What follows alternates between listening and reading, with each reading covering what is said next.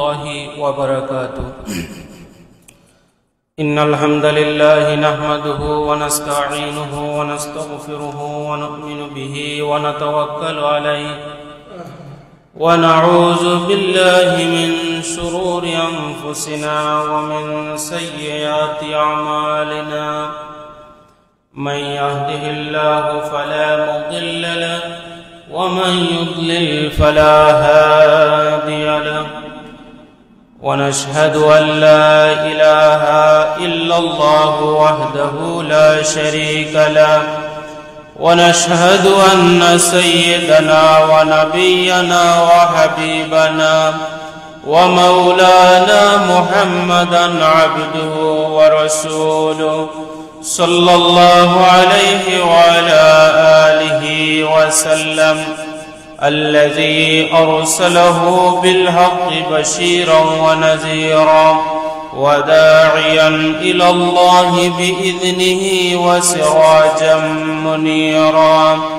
أما بعد، فقد قال الله تعالى في كلامه المجيد: أعوذ بالله من الشيطان الرجيم.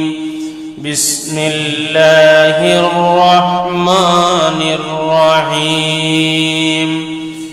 لن ينال الله لحومها ولا دماؤها ولكن يناله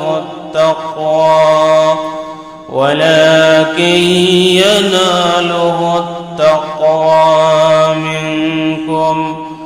إن الله وملائكته يصلون على النبي يا أيها الذين آمنوا صلوا عليه وسلموا تسليما. اللهم سيدنا مولانا محمد وعلى آل سيدنا مولانا. रहमत आलम जहाँ का सब उजाला कर दिया, रहमत रहमान का मरकज मदीना बन गया। अल्लाहुम्मा सय्यिदिना मौलाना मुहम्मद व अला आलि सय्यिदिना मौलाना। बलगल उला बिकमालिह कशफत दुजा बिजमालिह हसनत जमीअ ख़िसालिह सल्लू अलैहि। बलगल उला बिकमालिह कशफत दुजा बिजमालिह हसनत जमीअ ख़िसालिह सल्लू अलैहि व आलिहि। সম্মানিত মুসাল্লান ইকরাম, মহান আল্লাহ রাব্বুল আলামিনের দরবারে আমরা শুকরিয়া আদায় করছি। আল্লাহ রাব্বুল আলামিন আমাকে আপনাকে পবিত্রতম সময়, যেই মুহূর্তে বিশ্বের বিভিন্ন প্রান্ত থেকে আল্লাহ রাব্বুল আলামিনের মেহমান, তার হাবিবের মেহমানরা হজের জন্য একত্রিত হয়েছেন, হজের বিভিন্ন রুকুন আহকাম হুকুম আহকামগুলি তারা পালনের রত রয়েছেন, এই মকবুল সময়, মতবরুক সময় আল্লাহ রাব্বুল আলামিন আমাকে আপনাকে মসজিদে বসার তৌফিক দান করেছেন, কিছু কথা বলার, কিছু কথা শোনার তৌফিক দান করেছেন। আমরা সকলে অন্তরের অন্তঃস্থল থেকে শ্রদ্ধা ভক্তির সাথে কালিমাতুশ শুকুর উচ্চারণ করে বলছি আলহামদুলিল্লাহ। আমাদের পক্ষ থেকে লক্ষ কোটি দুরুদ এবং সালামের হাদিয়া প্রেরণ করছি রাহমাতুল আলামিন, শাফিউল মুজনবিন, সৈয়দুস সাকালাইন, নবিয়ুল হারামাইন, ইমামুল কিবলাতাইন, জাদ্দুল হাসান ওয়াল হুসাইন, মাওলানা হাবিবিনা সাইয়্যিদিনা মুহাম্মদুর রাসূলুল্লাহ সাল্লাল্লাহু আলাইহি ওয়াসাল্লামের জান্নাতি কদম মুবারকে। সম্মানিত মুসল্লিয়ানে কেরাম, আর কয়েকদিন পরেই আমাদের সামনে পবিত্র ঈদুল আজহা উপস্থিত হবে। আল্লাহ রাব্বুল আলামিন আমাদের যাদেরকে সুযোগ করে দিয়েছেন, আল্লাহর পক্ষ থেকে অনুগ্রহ হবে, আমরা আল্লাহ রাব্বুল আলামিনের রাস্তায় কুরবানি করব। সম্মানিত সুধী, এই কুরবানিটা হযরত ইব্রাহিম আলাইহিস সালামের পরীক্ষার একটা ফসল, যেটা আল্লাহ রাব্বুল আলামিন কবুল করেছেন, আল্লাহর নিকট পছন্দ হয়েছে, যার কারণে আল্লাহ রাব্বুল আলামিন ইব্রাহিম আলাইহিস সালামের এই সুন্নত, এই রীতি, এই নীতিকে আমাদের শরীয়তের মধ্যে ওয়াজিব করে দিয়েছেন। সম্মানিত সুধী, হযরত ইব্রাহিম আলাইহিস সালাম এমন একজন নবী ছিলেন, তিনি আল্লাহ রাব্বুল আলামিনের পক্ষ থেকে যতটা পরীক্ষায় তিনি আল্লাহর পক্ষ থেকে অবতীর্ণ হয়েছিলেন, প্রত্যেকটা পরীক্ষায় তিনি উত্তীর্ণ হয়েছিলেন। সুবহানাল্লাহ। এই জন্য আল্লাহ রাব্বুল আলামিন বলছেন, ক্বালা ইন্নী জাইলুকা লিন-নাসি ইমামা। ইব্রাহিম আলাইহিস সালামকে বলছেন, আপনি এত পরীক্ষায় উত্তীর্ণ হয়েছেন, এই জন্য আমি আপনাকে মানুষের ইমাম বানিয়ে দিলাম, সবার ইমাম আমি বানিয়ে দিলাম। হযরত ইব্রাহিম আলাইহিস সালামের পরীক্ষাটা শুরু হয়েছিল যখন তিনি কেনানে ছিলেন। ওনার উপর এমন দুর্ভিক্ষ নেমে এসেছিল, এই দুর্ভিক্ষের কারণে তিনি হিজরত করে মিশরে চলে গিয়েছিলেন। মিশরে তিনি যখন চলে গিয়েছিলেন, তখন ওনার স্ত্রী হযরত সারা আলাইহিস সালামকে মিশরের সেই সময়ের সম্রাট যিনি ছিলেন, দুষ্ট পাপাচারী ফেরাউন, এই ফেরাউন হযরত বিবি সারা আলাইহিস সালামকে অপহরণ করে নিয়েছিল। একটা পরীক্ষায় তিনি পতিত হয়েছিলেন, এই দুইটা পরীক্ষা। 3 নম্বর পরীক্ষায় তিনি পতিত হয়েছিলেন, তিনি যখন কেনান থেকে আবার মিশর থেকে যখন তিনি আবার কেনানে ফিরে আসলেন। ফিরে আসার পর বৎসরের অধিক সময় যখন অতিবাহিত হলো, আল্লাহ রাব্বুল আলামিন হযরত ইব্রাহিম আলাইহিস সালামের ঔরসে একজন সন্তান দান করলেন, হযরত ইসমাঈল আলাইহিস সালামকে। ইসমাঈল আলাইহিস সালামকে সন্তান দান করার পূর্বে হযরত ইব্রাহিম আলাইহিস সালাম আল্লাহর নিকট দোয়া করেছিলেন, রব্বি হাবলি মিনাস সালিহিন, হে আল্লাহ তুমি আমাকে নেককার সন্তান দান করো। ইব্রাহিম আলাইহিস সালামের এই দোয়া থেকে আমাদের সবার শিক্ষা নেওয়া উচিত। আল্লাহর নিকট শুধুমাত্র আমরা সন্তান চাইব না, বরং আল্লাহর নিকট আমরা নেককার সন্তান চাইব, যেই দোয়া করেছিলেন হযরত ইব্রাহিম আলাইহিস সালাম।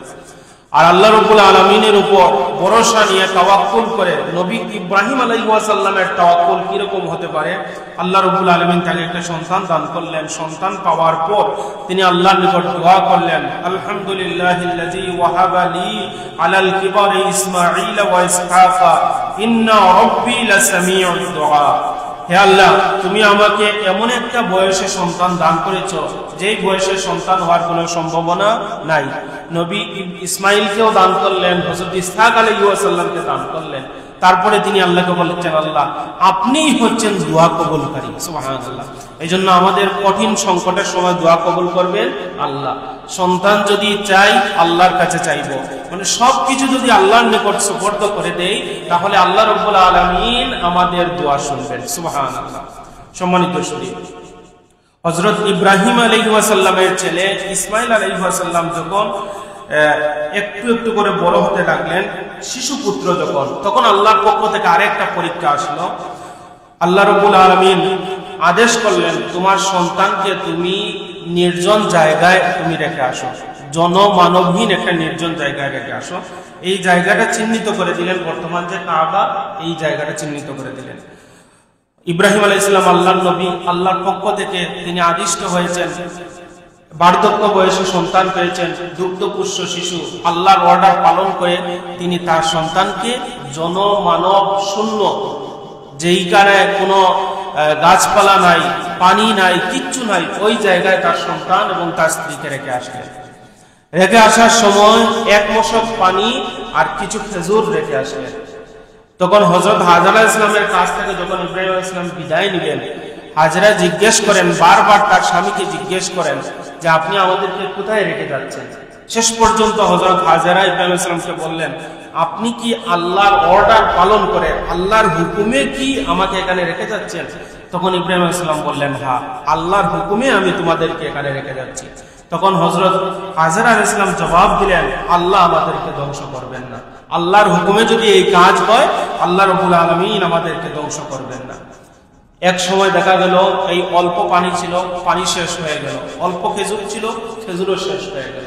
দুগ্ধপুষ্য শিশু, এই শিশুটা মায়ের দুধ খেয়ে জীবন চালিয়ে যাচ্ছে। এক সময় মায়ের দুধও শুকিয়ে গেল। মা অস্থির হয়ে গেলেন। অস্থির হয়ে তিনি একবার সাফা পাহাড়ে, একবার মারওয়া পাহাড়ে, এইভাবে অস্থির হয়ে তিনি দৌড়াদৌড়ি করছেন। হঠাৎ তিনি ইসমাইল আলাইহিস সালামের নিকট ফিরে এসে দেখেন আল্লাহ রাব্বুল আলামিন ইসমাইল আলাইহিস সালামের পায়ের কাছ থেকে ঝর্ণার স্রোত দ্বারা প্রবাহিত করে দিয়েছেন। সুবহানাল্লাহ। যেই জায়গায় পানি নাই, যেই জায়গায় গাছ নাই, মরুভূমি কিচ্ছু নাই, ওই জায়গায় আল্লাহ রাব্বুল আলামিন পানির ব্যবস্থা করে দিলেন। হযরত হাজরা আলাইহিস সালাম তিনি বালি দিয়ে ওই পানি যেন না যায় এটাকে তিনি বাঁধ দিলেন এবং বললেন জমজম বন্ধ হও, মানে এদিকে তিনি একটা বাঁধ দিলেন, একটা এরিয়া তৈরি করে দিলেন। এই জন্য এর নাম হয়ে গেল জমজম। সুবহানাল্লাহ। আজ কত বছর হয়ে গিয়েছে, এই জমজমের 1 ইঞ্চি পানিও কমে না। প্রতিদিন লক্ষ লক্ষ হাজিরা পৃথিবীর বিভিন্ন প্রান্ত থেকে এই পানি পান করছে, কিন্তু এই পানি থেকে এক ফোঁটা পানিও আজও পর্যন্ত শেষ হয় নাই। সুবহানাল্লাহ। সম্মানিত সুধী, হযরত ইব্রাহিম আলাইহিস সালাম যখন তার স্ত্রী এবং পুত্রদেরকে রেখে তিনি রওনা দিলেন, রওনা দেওয়ার পর তিনি এক জায়গায় আসলেন, এসে হাত তুলে আল্লাহর নিকট দোয়া করলেন। আল্লাহ রাব্বুল আলামিনের নিকট তিনি দোয়া করলেন, রব্বানা ইন্নী আসকানতু মিন যুররিয়্যাতি বিওয়াদিন গায়রা যী যার'ইন ইনদা বাইতিকাল মুহাররাম ربنا ليقيموا الصلاة فاجعل أفئدة من الناس تهوي إليهم وارزقهم من الثمرات لعلكم يشكرون। তার শিশুপুত্র এবং তার স্ত্রীকে রেখে আসার পর হযরত ইব্রাহিম আলাইহিস সালাম আল্লাহর নিকট হাত তুলে দোয়া করলেন, আল্লাহ আমি তোমার হুকুম পালন করে আমার সন্তান এবং আমার স্ত্রীকে এমন একটা জায়গায় রেখে এসেছি, যেই জায়গা হচ্ছে ধূসর মরুভূমি, কিচ্ছু নাই, এমন একটা উপত্যকায় রেখে এসেছি যেই জায়গাটা হচ্ছে তোমার ইনদা বাইতিকাল মুহাররাম, তোমার যে ঘর, এই ঘরের পাশেই তোমার হুকুমে আমি রেখে এসেছি। রব্বানা, হে আমার রব, লিয়ুকিমুস সালাত, আমি যাদেরকে রেখে এসেছি তাদের মাধ্যমে তুমি নামাজ কায়েম করে দিও। সুবহানাল্লাহ। তিনি রেখে এসেছেন আর দোয়া করছেন আল্লাহর নিকট, আল্লাহ তুমি তাদের মাধ্যমে নামাজ কায়েম করে দিও। সুবহানাল্লাহ। এজন্য আমাদের সবচেয়ে বড় শিক্ষা হচ্ছে নবী হযরত ইব্রাহিম আলাইহিস সালামের কাছ থেকে, সেটা হচ্ছে জীবনের যত সংকটময় অবস্থা থাকুক না কেন আমরা যেন নামাজ না ছাড়ি। কিন্তু আজ দেখা যাচ্ছে যে আমাদের মসজিদগুলা মুসল্লি শূন্য হয়ে যাচ্ছে, আমাদের মসজিদগুলা সুন্দর হচ্ছে, ইমারতগুলা সুন্দর হচ্ছে, মসজিদের সুযোগ সুবিধা হচ্ছে আমাদের, কিন্তু মসজিদে আজ মুসল্লি শূন্য।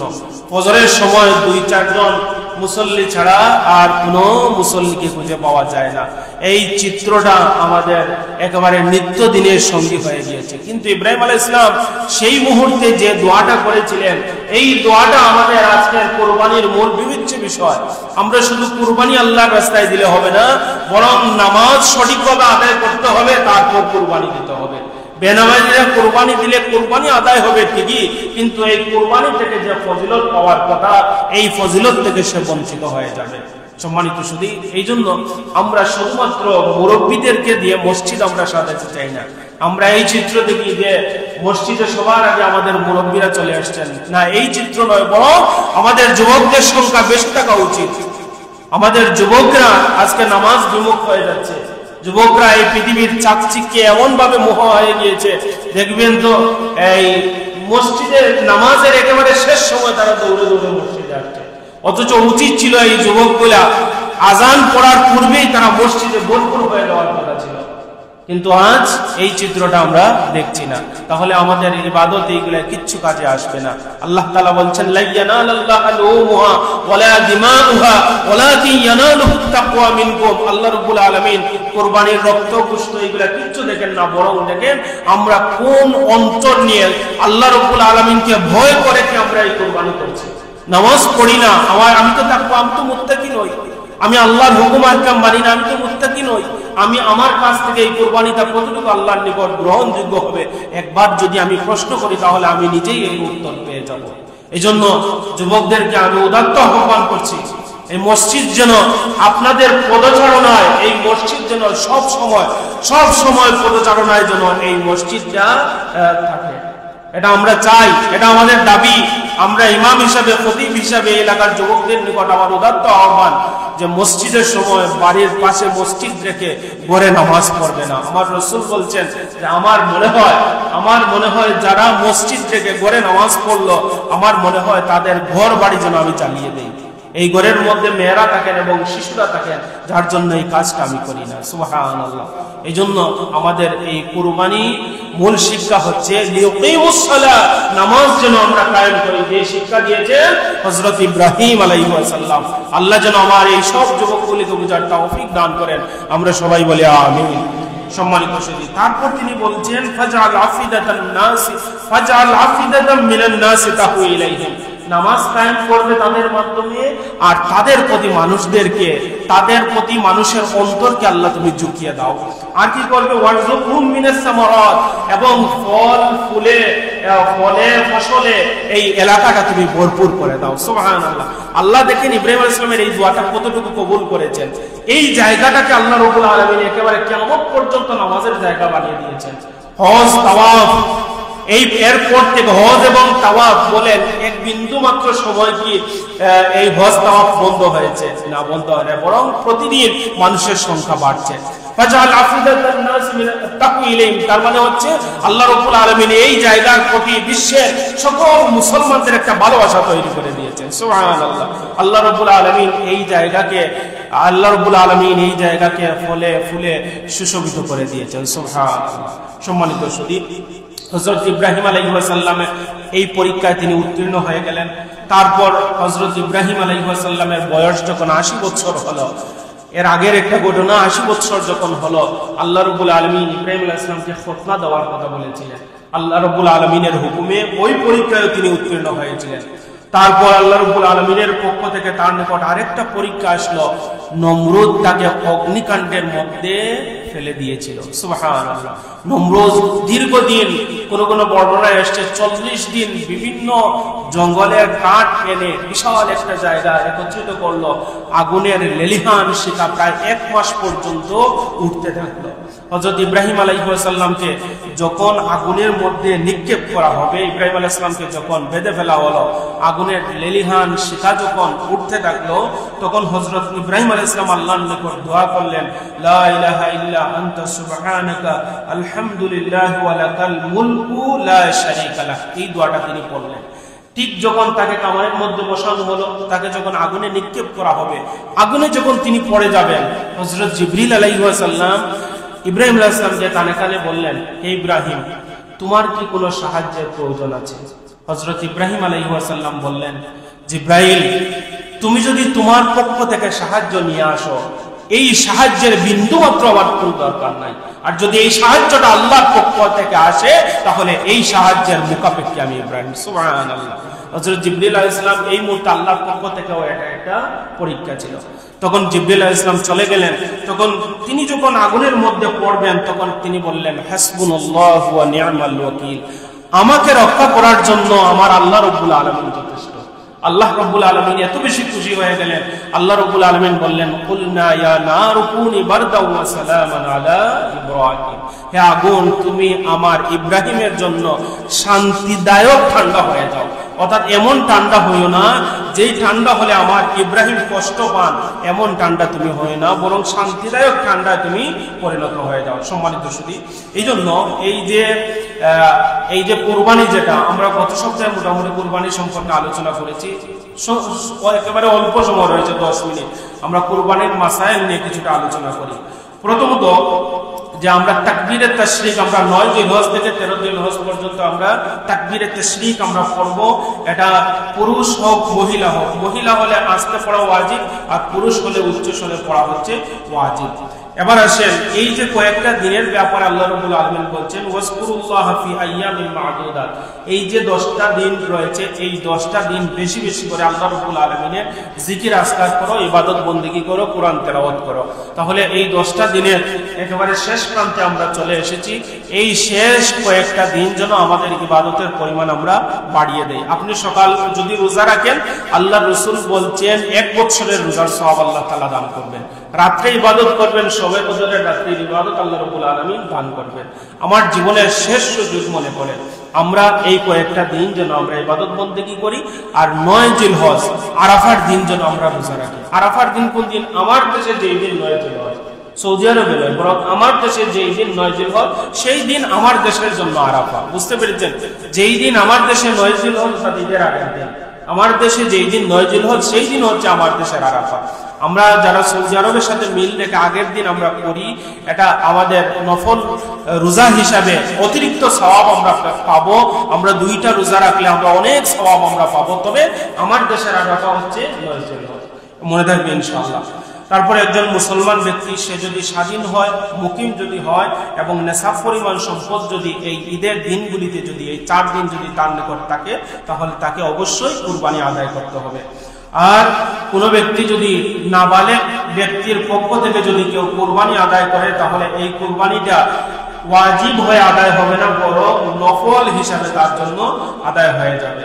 সম্মানিত শুনি, ঋণ করে যদি কেউ কুরবানি দিতে চায়, যদি কারো উপর কুরবানি ফরজ হয়ে যায়, কুরবানি ওয়াজিব হয়ে যায়, এমত অবস্থায় সে ঋণগ্রস্ত, তাহলে তার জন্য উচিত হবে সে যেন এই কর্জে হাসানা নিয়ে সে যেন এই কুরবানিটা আদায় করে ফেলে। কারণ আল্লাহ রাসূল বলছেন ইন্নাহু দাইনুল মাকদিয়ুন, এই ঋণটা পরিশোধের ব্যবস্থা আল্লাহ রাব্বুল আলামিন করে দিবেন। সুবহানাল্লাহ। কুরবানির ক্ষেত্রে অনেকে মৃত বাবা মায়ের নামে কুরবানি করতে চান। সেই ক্ষেত্রে মৃত বাবা মায়ের নামে যদি আপনি ইসালে সওয়াবের উদ্দেশ্যে কুরবানি করতে চান, এই কুরবানিটা জায়েজ হবে, কোনো অসুবিধা হবে না, সেটা নফল সদকা হিসাবে আদায় হয়ে যাবে। ওই ক্ষেত্রে যদি কোনো বাবা মা আগে ওসিয়ত করে যান, তারপরে যদি মৃত্যুবরণ করেন, তাহলে এই যে পুরো গুস্তটা সদকা করে দিতে হবে। তারপরে আরেকটা গুরুত্বপূর্ণ প্রশ্ন হচ্ছে যে আমরা কুরবানির কোনো অংশে আল্লাহ রাসূল সাল্লাল্লাহু আলাইহি ওয়াসাল্লামের পক্ষ থেকে আমরা কুরবানি আদায় করতে পারবো কি না। এটা হচ্ছে আল্লাহ রাসূল সাল্লাল্লাহু আলাইহি ওয়াসাল্লামের পক্ষ থেকে যদি কেউ কুরবানি আদায় করতে চায়, তাহলে সেটা জায়েজ হবে এবং একটা উত্তম কাজ হবে এবং একটা সৌভাগ্যের কাজ হবে। কারণ আল্লাহ রাসূল সাল্লাল্লাহু আলাইহি ওয়াসাল্লাম নিজে তিনি তার অনাগত উম্মতের পক্ষ থেকে প্রত্যেক বছর তিনি কুরবানি দিতেন।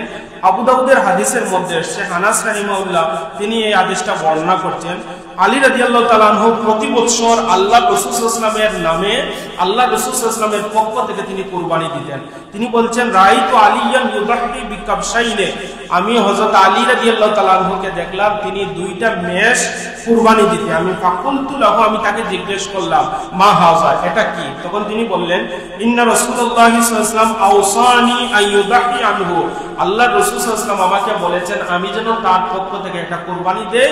ফা ইন্না আহলি আনহু, আমি আমার পক্ষ থেকে একটা কুরবানি দিচ্ছি আর আরেকটা কুরবানি আমি দিচ্ছি আমার রাসূল কারীম সাল্লাল্লাহু আলাইহি ওয়াসাল্লামের পক্ষ থেকে। সুতরাং যদি কারো সম্ভব হয় তাহলে আল্লাহ রাসূল সাল্লাল্লাহু আলাইহি ওয়াসাল্লামের পক্ষ থেকে কুরবানি দিতে পারবেন, তাতে কোনো অসুবিধা নাই, বরং একটা গুরুত্বপূর্ণ একটা সৌভাগ্যের ব্যাপার, যেটা আল্লাহ রাসূল আমাদের জন্য করেছেন, আমরা আল্লাহ রাসূলের জন্য করলাম। তবে শর্ত হচ্ছে আপনার ওয়াজিব যদি হয়, ওয়াজিবটা আপনি আদায় করতে হবে। ওয়াজিব আদায় করে যদি পারেন তাহলে করলে সেটা একটা উত্তম কাজ হবে।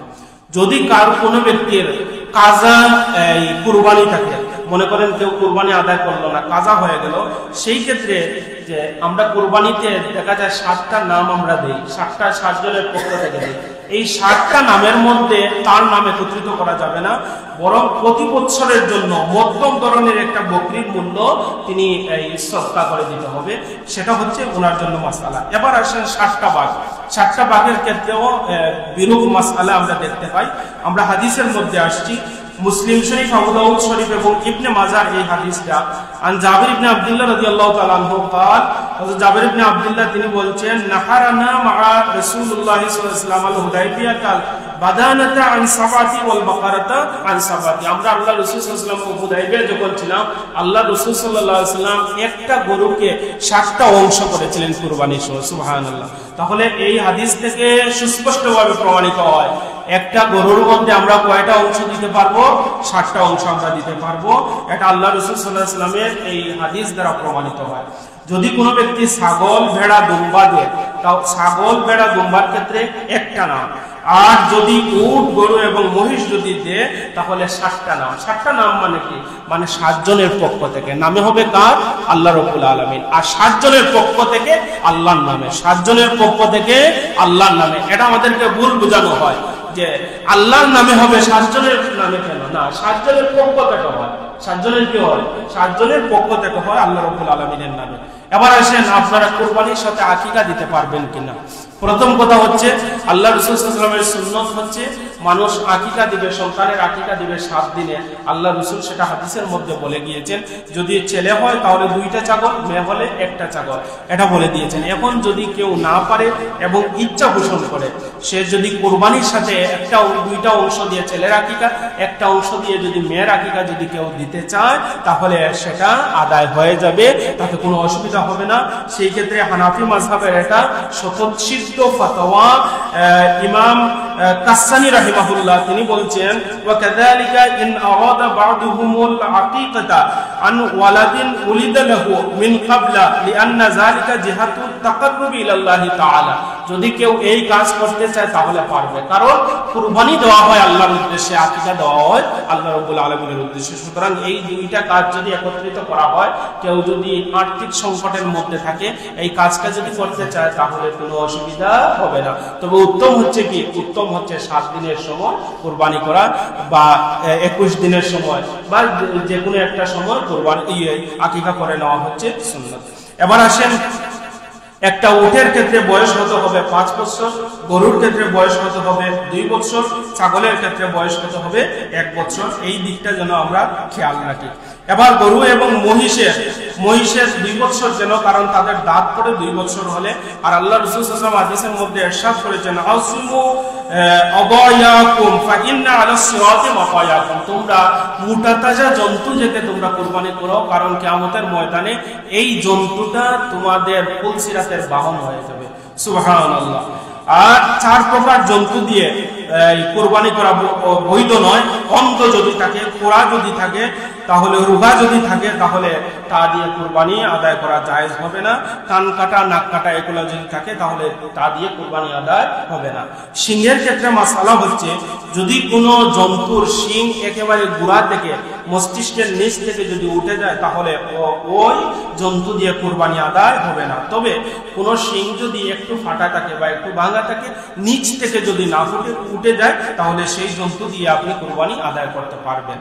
গর্ভবতী কোনো জন্তু যদি থাকে তাহলে এই গর্ভবতী জন্তু দিয়েও কুরবানি আদায় করা জায়েজ হবে। এবং কুরবানি করার পর যে বাচ্চাটা পাওয়া যাবে, হাদিসের মধ্যে এসছে, ওই বাচ্চার সব মাংস যদি জবাই করেন তাহলে সব মাংস আপনি বন্টন করে দিতে হবে। আর যদি জবাই না করেন, বড় হওয়ার পর এটা দিয়ে কুরবানি আদায় হবে না, বরং এটা জবাই করে এটা পুরাটাই আপনি কি করতে হবে? সদকা করে দিতে হবে। হযরত আলী রাদিয়াল্লাহু তাআলা আনহু এর থেকে হাদিস এসেছে, আযবাহা ওয়ালাদাহা মাআহা। আলী রাদিয়াল্লাহু তাআলা আনহু প্রথমে গর্ভবতী এই জন্তুটাকে জবাই করলেন, তারপরে একটা জীবন্ত আরেকটা জন্তু বের হলো, সেটাকেও তিনি জবাই করে দিলেন। বন্ধা যদি কোনো জন্তু থাকে, গরু থাকে, তাহলে সেটা দিয়ে কুরবান হবে, তাতে কোনো অসুবিধা নাই। আবার দেখেন, খাসির ক্ষেত্রেও অনেকে বিরূপ মন্তব্য করছেন যে খাসি দিয়ে কুরবানি হবে না। দেখেন, এই খাসি দিয়ে কুরবানি করাটা বৈধ তা নয়, বরং আল্লাহ রাসূল সাল্লাল্লাহু আলাইহি ওয়াসাল্লামের একটা সুন্নাত। সুবহানাল্লাহ। বরং খাসি দিয়ে আপনি আদায় করতে পারেন, এটা হচ্ছে সুন্নতে মুস্তাফা। হাদিসের মধ্যে এসেছে, আন জাবির ইবনে আব্দুল্লাহ রাদিয়াল্লাহু তাআলা আনহু قال ذبح النبي صلى الله عليه وسلم يوم الذبيح كبشين أقرنين أملحين موجعين আল্লাহ রাসূল সাল্লাল্লাহু আলাইহি ওয়াসাল্লাম এই খাসিকে জবাই করলেন, যে খাসির দুইটা শিং রয়েছে, এইভাবে একটা খাসি আল্লাহ রাসূল সাল্লাল্লাহু আলাইহি ওয়াসাল্লাম জবাই করলেন। এখন যদি কেউ চায় তার বাবার পক্ষ থেকে কুরবানি দিতে, তাহলে তার বাবার পক্ষ থেকে কুরবানি দিতে পারবে। আল্লাহ রাব্বুল আলামিন আমাকে আপনাকে সবাইকে সঠিকভাবে কুরবানি দেওয়ার তৌফিক দান করুন, আমরা সবাই বলি আমিন। এখন দেখেন, কুরবানি না দিয়ে যদি কেউ টাকা মনে করেন কোনো অভাবীকে দান করে দেন, তাহলে তার পক্ষ থেকে কুরবানি আদায় হবে না, যেটা আমাদের দেশে এটা বিরূপ মন্তব্য এটা পাওয়া যায়। এই আমাদের দেশের কিছু বেশি বুঝদার ভাইরা আছেন, তারা বলছেন যে গরিব মানুষকে কুরবানির টাকা দান করে দিয়ে দাও। না, এটা হবে না, কারণ এটা হচ্ছে একটা আলাদা ইবাদত। এটা কি? এটা হচ্ছে আলাদা ইবাদত। তারপরে দেখেন, যদি কোনো গরু আপনি কিনে আনার পর দেখেন যদি ওলান থেকে দুধ পাওয়া যাচ্ছে, এই দুধগুলো আপনি খেতে পারবেন না, ওই দুধগুলো আপনি কি করতে হবে? সদকা করে দিতে হবে। তারপরে আরেকটা গুরুত্বপূর্ণ বিষয়, গরু জবাই করা থেকে শুরু করে গরুর সাথে আপনি যতটা আচরণ করবেন, কোনো আচরণ আপনি যেন সেলফি তুলেন না। যদি সেলফি তুলেন, তাহলে আল্লাহ রাব্বুল আলামিন এই কুরবানির মধ্যে যে ফজিলত আপনার পাওয়ার কথা, এই ফজিলত থেকে আপনি বঞ্চিত হয়ে যাবেন। এই কাজটা আল্লাহ ওয়াস্তে করবেন না। আল্লাহ যেন আমাদেরকে এই রিয়া থেকে বাঁচার তৌফিক দান করেন, আমরা সবাই বলি আমিন। আর গরুর সাথে যেই জন্তুটা আপনি জবাই করবেন, এর সাথে উত্তম ব্যবহার করবেন, সেই ক্ষেত্রে তাকে শক্ত করে বাঁধবেন, তারপরে ছুরিটা ধারালো করবেন, আর সুন্নত তরিকায় আপনি তার মাথাটা দক্ষিণ দিকে রাখবেন, সিনা কিবলামুখী করবেন, আর 4টা রোগ কাটবেন, কণ্ঠনালী, খাদ্যনালী, আর তার পাশের দুইটা, এই 4টা রোগ কাটবেন। আর দোয়া করবেন, ইন্নী ওয়াজ্জাহতু ওয়াজহিয়া লিল্লাহি, যেটা আবু দাউদ শরীফের হাদিসের মধ্যে এসেছে, ফাতারাস সামাওয়াতি ওয়াল আরদি হানিফা ওয়া মা আনা মিনাল মুশরিকিন, ইন্না সলাতি ওয়া নুসুকি ওয়া মাহইয়ায়া ওয়া মামাতি লিল্লাহি রাব্বিল আলামিন, আল্লাহুম্মা মিনকা ওয়া লাক।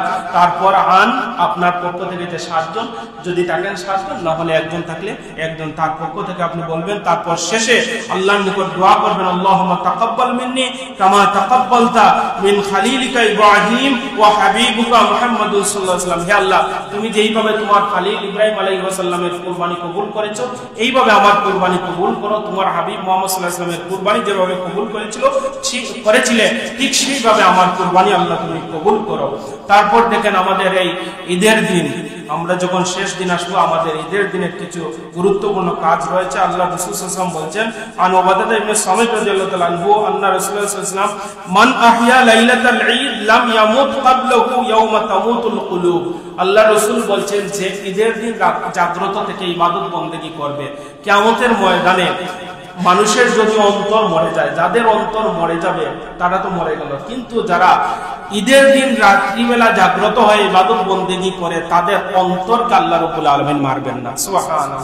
তারপরে ঈদের দিনের নামাজ পড়া আমাদের জন্য ওয়াজিব, খুতবা শোনা আমাদের জন্য সুন্নত, আর রাত্রবেলা জাগ্রত থাকা, তারপর ঈদের দিনে আমাদের গোসল করা, সৌন্দর্য গ্রহণ করা। তারপরে এই দিনের আরেকটা আমল হচ্ছে, আমরা যেন কোনো কিছু না খেয়ে আমরা ঈদগাহে যাই, এই সুন্নতটা যেন আমরা আদায় করি। তারপর সকাল সকাল আমরা ঈদগাহে যাব, আর যাওয়ার সময় আমরা তাকবীর পড়ে যাব, আল্লাহু আকবার, আল্লাহু আকবার, লা ইলাহা ইল্লাল্লাহ, আল্লাহু আকবার, আল্লাহু আকবার, ওয়া লিল্লাহিল হামদ। এই তাকবীরে তাশরিক 9 তারিখ থেকে 13 তারিখ, শুধুমাত্র এই 5 ওয়াক্ত নামাজের পরে যে পড়বো তা নয়, বরং সব সময় যেন আমরা এই তাকবীরে তাশরিকের সাথে আমরা তাকি পড়ি, এবং আমাদের সাথে কারো যদি দেখা হয় আমরা যেন বলি, তাকাব্বালাল্লাহু মিন্না ওয়া মিনকুম। আল্লাহ রাব্বুল আলামিন তৌফিক দান করুন। ওয়া আখিরু দাওয়ানা আলহামদুলিল্লাহি রাব্বিল আলামিন। আল্লাহুম্মা আমিন। রব্বানা তাকাব্বাল মিন্না ইন্নাকা আনতাস সামিউল আলিম ওয়া তুব আলাইনা ইয়া মাওলানা ইন্নাকা আনতাত তাওয়াবুর রহিম। আমিন। লা ইলাহা ইল্লাল্লাহ মুহাম্মাদুর রাসূলুল্লাহ।